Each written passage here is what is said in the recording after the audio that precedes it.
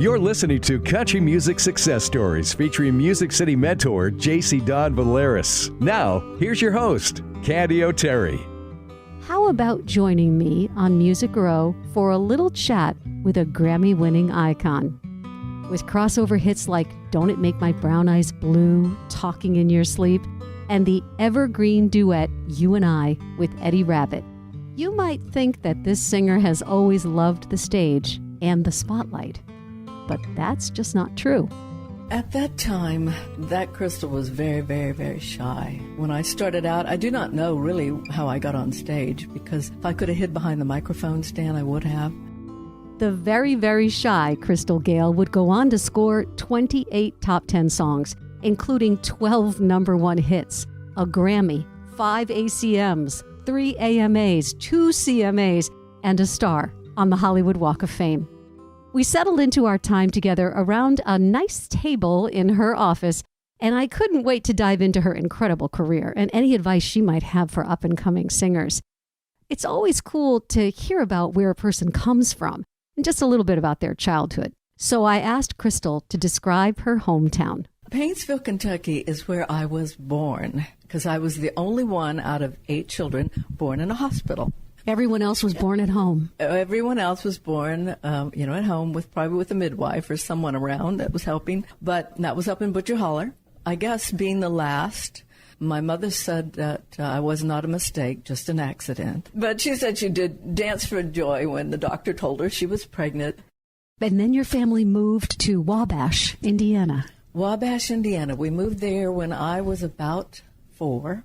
And we had to move because the mines were closing. And actually, Dad went to find work, and he couldn't find anything at the time. So he came back home, and then Mom left, went to Wabash, Indiana, and she found a job at a restaurant. And she loved it. She'd write letters and tell us all about it. And when she got everything settled, she found a place to live, because she was living with relatives for a little bit. She sent for us all. So we all moved to Wabash. And then she took a mail order course in nursing and worked at a nursing home and then a children's home. So you're one of 8 children. You're the youngest. What was it like with all those kids under one roof? Well, being the last out of 8, a lot of them were already gone and out of the house, married and having kids. And I'm an aunt to my nieces and nephews. They're older, some of them. I was like, okay. It was great having a large family. And I couldn't wait for the holidays when everybody would come home. It was just special. Controlled chaos? It was controlled chaos. And, my mother's door was never closed.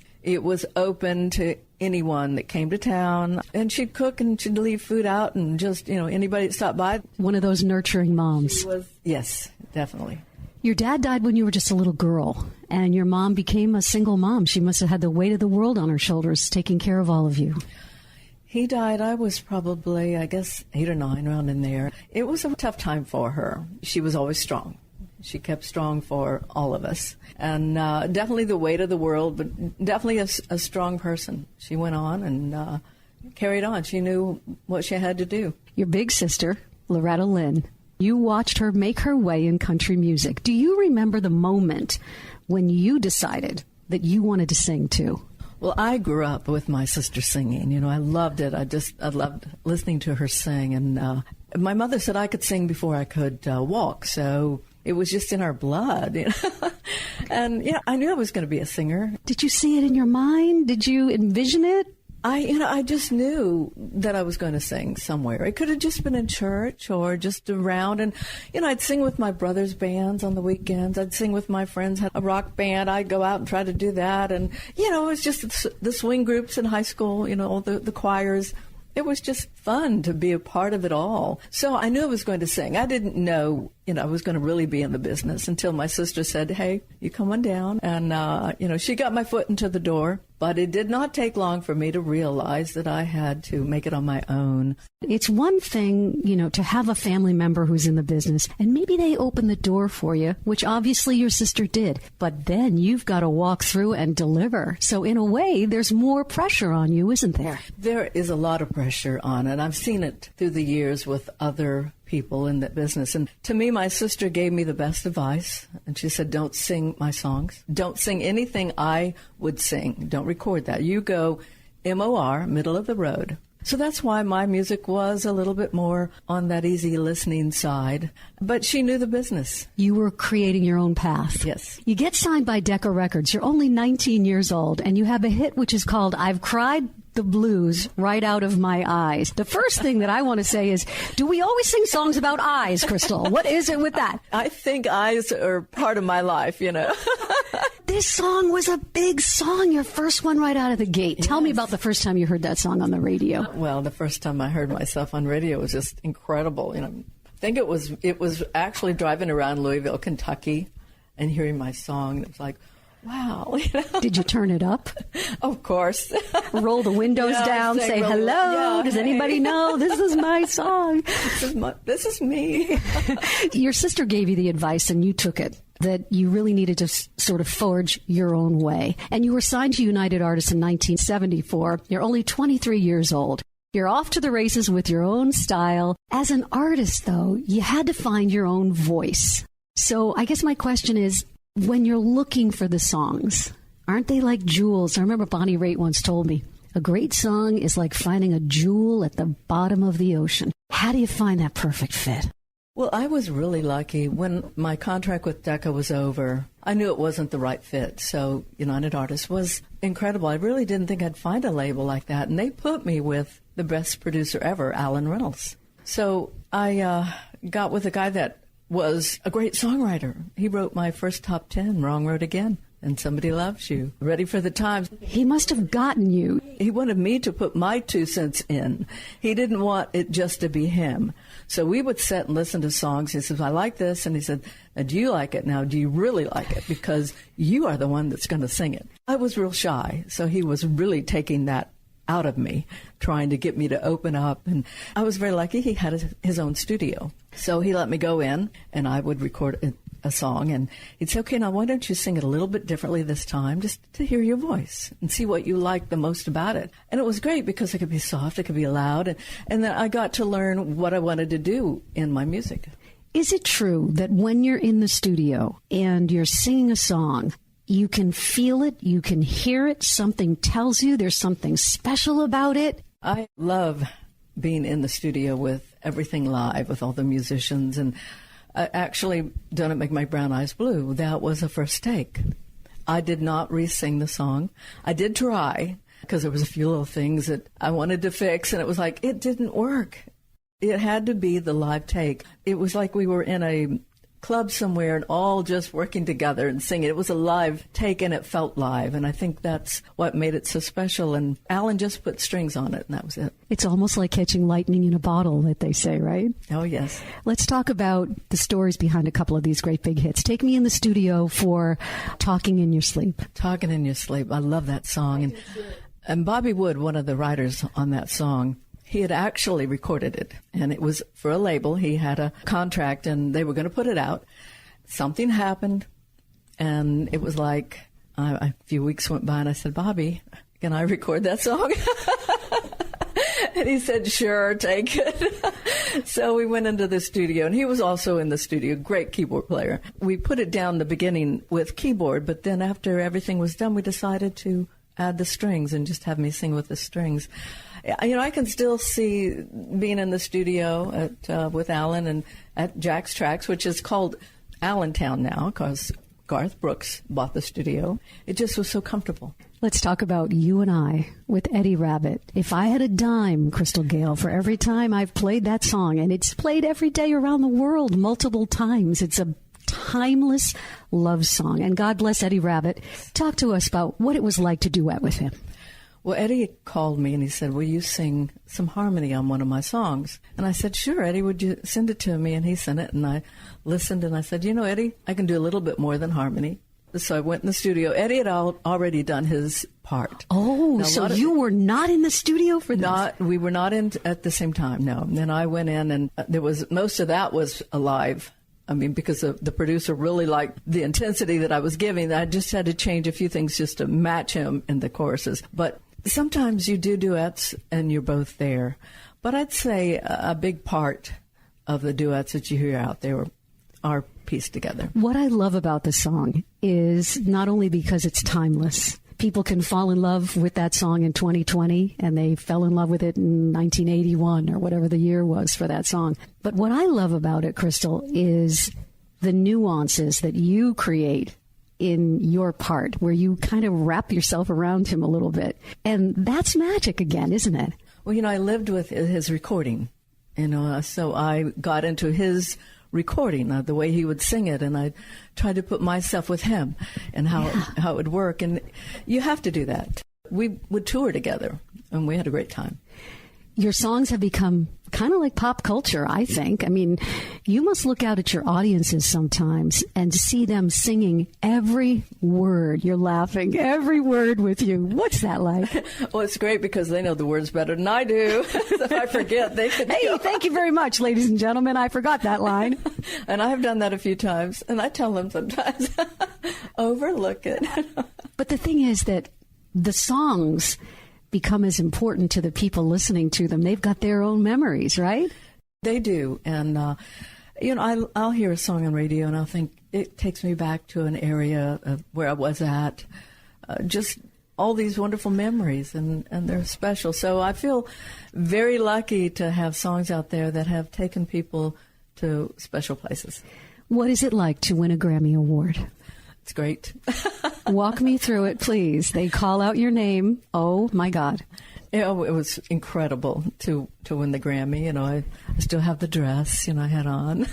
Do you sometimes hold the Grammy and say, hi, hello? Well, I was so nervous. All these wonderful people around, there's actors and singers and, incredible people that I'm backstage with. You were starstruck? I was starstruck. Steve Martin was going around. He was knocking on everybody's doors. It was incredible, to win the Grammy and to have a song like Don't It Make My Brown Eyes Blue. Those songs do not come around very often, and I'm so glad I got one of them. They're timeless. They're songs that go on forever. What did Loretta say when you won the Grammy? She loved it. Did you let her hold it? I don't think she's even held that Grammy. You can't hold it. I'm sorry. No, this one is mine. Where do you keep your Grammys and your other awards? Well, actually, I have some here up front. I have them in the case. Can we talk about your gorgeous hair? I would have been devastated if you'd cut your hair. I don't know what I would have done if I showed up on Music Row in this gorgeous office and you didn't have your long hair. It seems to me that your hair is a part of you. It's a part of who you are. When did you start growing your hair, and how many people does it take to wash it? Well, I do my hair myself. I, wash it in the shower. I always say it's my American Indian blood that lets it grow and grow. Wow. But all the girls, my mother too had long hair. So it's in our blood. I just saw someone when I was out on the road. My hair was, I guess, to my waist or a little below, and I saw someone to hair to their knees, and I thought, okay, I'm going to let my hair see if it will get to my knees. So that's how it goes. And then it went from your knees It went on down to your ankles. And, I think of a lot of people, they want to have long hair, and they think they have to trim it every month, which you don't have to. I keep saying I'm going to write this little, not a long book, but a short hair book. So to give some tips for people because they'll go into a salon, and because they went to school, they know it all, but really they don't. If anyone should brand themselves as the hair expert, it should be Crystal Gayle. I've decided. Oh, my goodness. Okay. Here we go. We're going to do this. You just mentioned your children. How did motherhood change you? It changed a lot. We were actually getting ready to go to California and get a place out there and do some. I actually was toying with, maybe doing a little acting or just. And then when I got pregnant, it was like, I don't want to raise my kids in California. L.A. anyway, so big and just, it was crazy. And I just, stayed here in Nashville. So tell us a little bit about what it's like to be, well, your kids aren't here to answer this question, so try to be them. What's it like to be Crystal Gayle's kid? Well, my son is actually here in this building, so you could ask him. What would he say? Well, when I look back on my children, I would go to the school to pick up Catherine, my daughter, or take her something, and it was like, Mom, just leave it on that table over there. Don't even come near me. Now, with my son, Chris, it was like he'd look around and said, hey, Crystal Gayle. Oh, that is so funny. Both night and day. My daughter didn't want to have anything to do with it. I have similar stories about my daughter and my son. You have a Chris and I have a Chris, too. My son is Christopher. Is that your son's full name? It's Christos. Oh, okay. There you go. From my husband being Greek, named after his grandfather. What is the best piece of advice, Crystal, that you've ever received? To me, being true to myself. You have to enjoy what you do. I've had a lot of good luck and a lot of great people behind me through the years. And you take their wisdom and you try to keep your own heart out there. I've always said I've turned down a lot of money because I wouldn't do commercials because I didn't like the product. And, I knew that there were a lot of children out there that looked up to me, and I didn't want to use maybe as hair products. If I don't like them, I'm not going to use them. And I'm not going to tell someone else to use it. And it was all these different things that were thrown my way. And as I said, I turned out a lot of money. But you have to be true to yourself. What people see on stage is what I want them to know as me. I like to ask women who have the ability to kind of look a little bit in the rearview mirror because they've had a long career. If you could talk to yourself when you were at Decca Records, is there something that you would tell Crystal when she was 19 years old that you've learned now? At that time, that Crystal was very, very, very shy. When I started out, I do not know really how I got on stage because if I could have hid behind the microphone stand, I would have. So I think maybe just lighten up. I think I was, wanted to be on time for everything, which I was pretty good at that. But it was always this worry of, I want to do everything right or, it's got to be perfect or this or that. No, it doesn't. You have to have fun. And life is too short. Life is too short. When I started and I had hit with Brown Eyes, I was so busy. I mean, I wish I had two of me because I had to turn down so many TV shows, so many major television specials. I couldn't do them all. You look at country artists today, and the biggest ones are the ones who were able to have multi-format hits. Mm-hmm. You are the first country female to be able to do that, to have country hits and pop hits. That's pretty fantastic. When we went in the studio, we didn't really look for those songs. We just looked for the best songs that we found in Nashville. It wasn't saying, okay, this is going to go pop, this isn't going to go here. It was like, we just wanted the best writers, the best songs. And I think today, a lot of the artists are not looking for the best songs. They're writing their own or putting their name on with 20 other people on one song that has a beat, and it's okay, but it's not a Brown Eyes. And I didn't write Brown Eyes. I mean, I wish I had. But, that's the truth. That I think there's so many good writers out there that they're not looking into their catalog because there's some great songs still sitting there that could be big hits. Is there anything on your bucket list, Crystal Gayle, that you haven't accomplished yet? Well, I keep saying I'm going to write a book, and then I thought, oh, nobody wants to read that. Oh, yes, they do. And, of course, it's still recording and having a lot of fun in the studio. My last album was a classic country album that I co-produced with my son, Chris. And what was that like? We started the album out so I could show Chris what real country music was. Songs I grew up singing, songs that meant something to me. They're songs that, I opened for Jack Green. I've opened for Marty Robbins. I look back and I think, wow, I was in their lives a little bit, and they were just so incredible. So I wanted him to see and hear those songs. So it was great working with him because he comes from more the what's out there now world, and which is great too. There's some great songs out there, but still, that was a time of country music that we'll never see again. It was a special time. And you were part of it. It was a time, actually, of great songs. At the end of the day, what matters most to you? As you look back on this incredible career, what are you most proud of? I'm really proud that I'm still here in this business. It's like, who knows? I mean, I feel very lucky because we really didn't go after every hit record. I have had, I know, over 20-some number ones, just top tens. But the thing is, it was really having fun and connecting with the people out there that listen to your music, that have bought your music. And, that's when I go on the road. I'm still doing a little bit here and there. And it's so great to see the people that I know I'm going to see, that I have met through the years. They're not fans, they're friends that I have made. And you're all going to sing some songs together tonight. We sing and we carry on. When an obstacle is in your path, how do you get around it? You work around it or through it.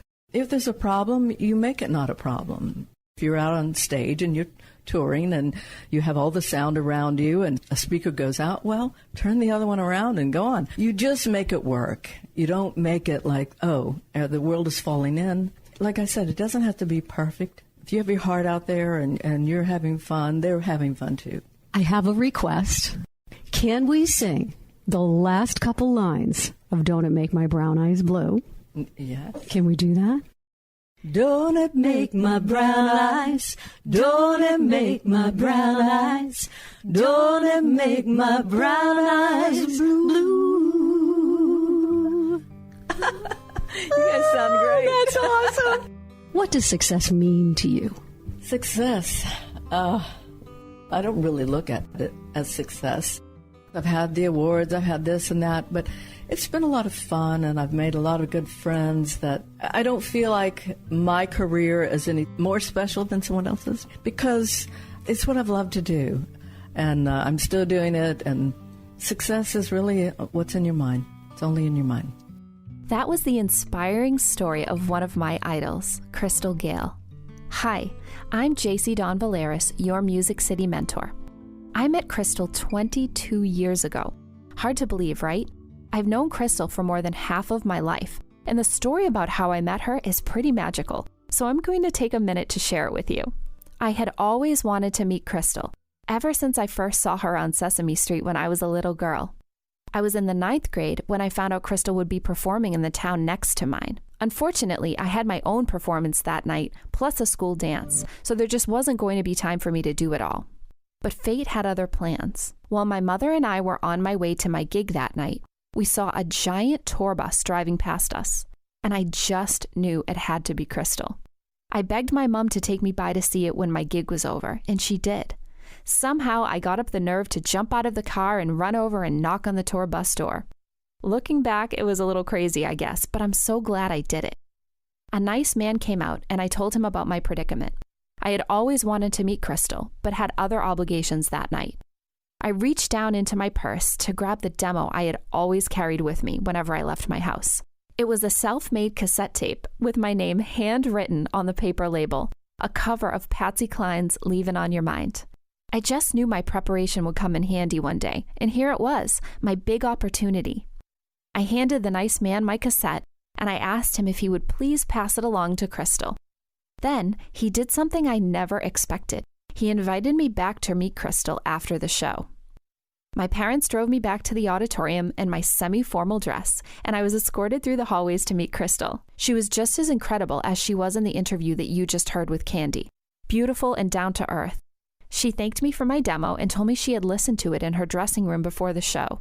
I couldn't believe Crystal Gayle had actually heard me sing. We took photos and she asked me to keep in touch, updating her on my career. I did. I wrote her a thank you note shortly after that, and a few months later, she wrote back.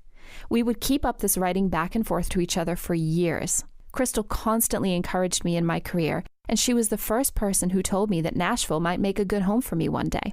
When I eventually moved to Nashville and ran into her, she was as nice and as encouraging as she ever was, and she still is.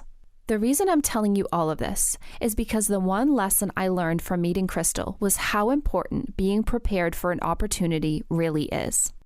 I wanted to share a few examples of how you can prepare yourself for when opportunity presents itself to you, in Nashville or wherever you're working to advance your career in the music industry.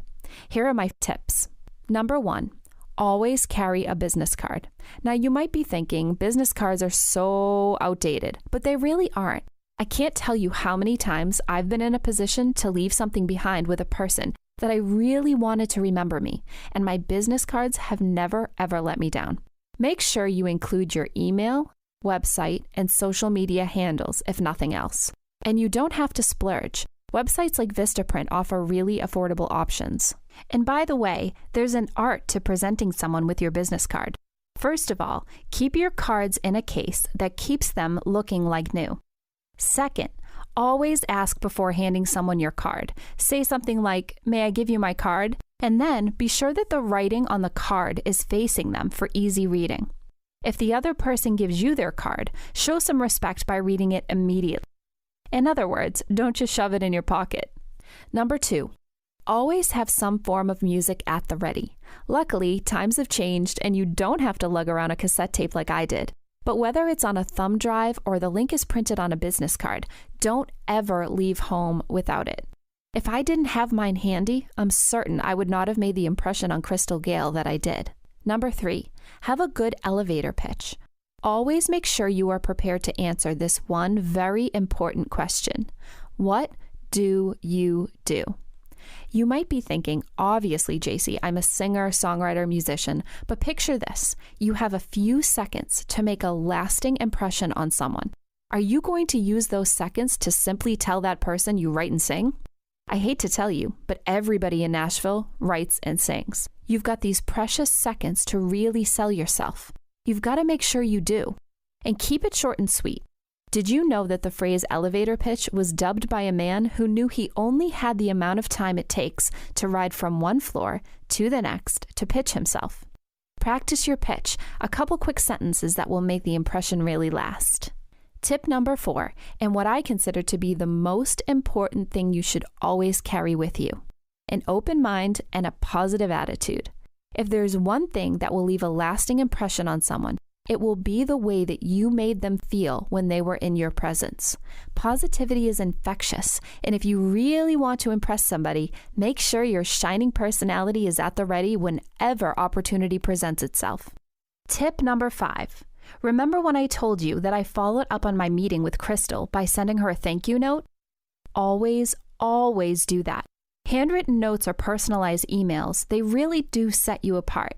They let the person you are connecting with know that you've gone that extra mile by sending them, and it makes you so much more memorable.